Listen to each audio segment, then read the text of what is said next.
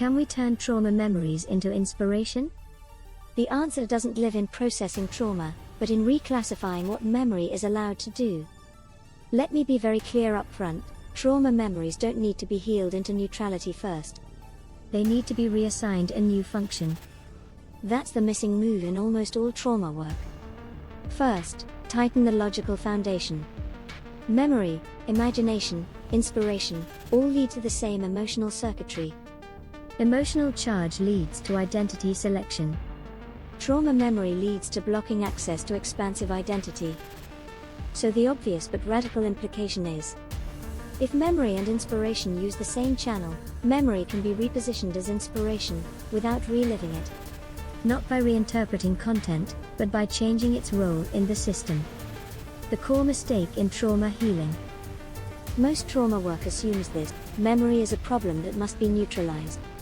But biologically and psychologically, memory exists for guidance, not punishment. The system keeps trauma memories because it believes they are protective, predictive, informative. So trying to erase or override them triggers resistance. The key shift. Reframe memory from, "This tells me who I am and what will happen again," into, "This reveals what mattered, what was missing, and what I'm wired to protect or create." That single shift turns memory from threat signal into directional signal, which is exactly what inspiration is. The central reclassification, here it is, stated plainly: trauma memories are distorted inspiration signals that were never allowed to mature.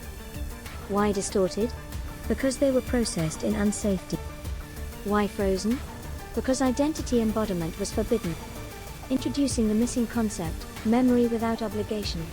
This mirrors our inspiration without obligation protocol, applied backward in time. The memory to inspiration transmutation protocol: safe, non-re-traumatizing, identity-based. Phase 1. De-weaponize the memory. This is crucial.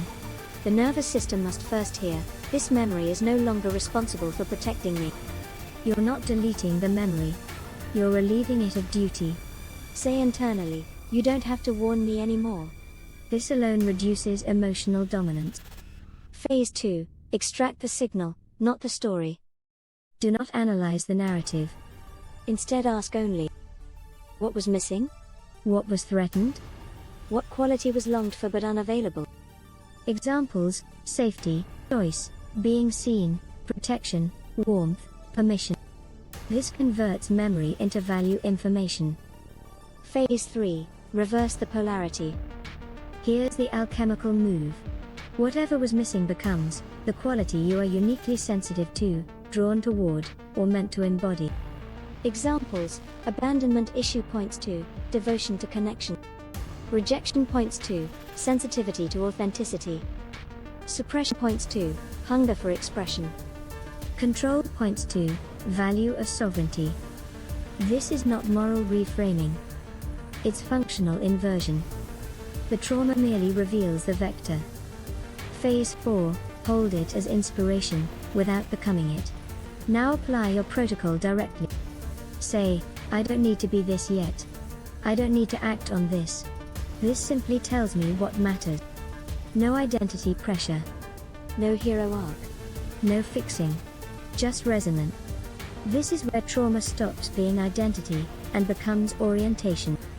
Phase 5. Allow gentle imagination, not reenactment. Important distinction: do not imagine fixing the past. Do not imagine confronting abusers. Do not imagine alternate outcomes. Instead imagine, what does life feel like when this missing quality exists? No faces. No scenes. Just felt sense. This converts memory into future-oriented inspiration. Phase 6. Identity emerges, without forcing action. Over time, the system updates. I value safety. I move toward honesty. I notice where warmth is absent. I no longer tolerate misalignment. Action follows later, and it will be naturally. Trauma no longer drives behavior. It informs discernment. Why this works neurologically, important. You stop activating threat circuits through reliving. You keep emotional relevance, no bypassing. You change prediction without denying history.